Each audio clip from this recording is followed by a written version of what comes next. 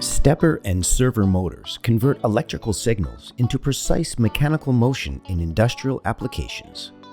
A course on Festo LX addresses the fundamentals of position, speed, and torque control for linear and angular motion. TP 1423 allows practical experimentation with the commissioning, operation, diagnosis, and troubleshooting of various stepper and servo motor applications. Learners study motor principles and sizing, motion profiles, homing and power transmission methods, PID control, communication, and more.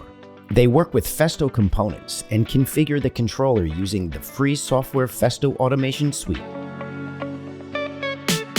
A carrier helps visualize the effects of oscillation and vibration during travel along a linear axis. A magnetic brake can be used to apply a load during speed control experimentation. Safety guards prevent contact with moving parts during operation.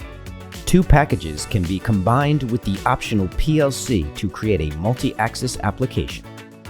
TP 1423 allows mechatronics and robotics specialists, industrial electricians, and maintenance technicians to master stepper and servo motor applications.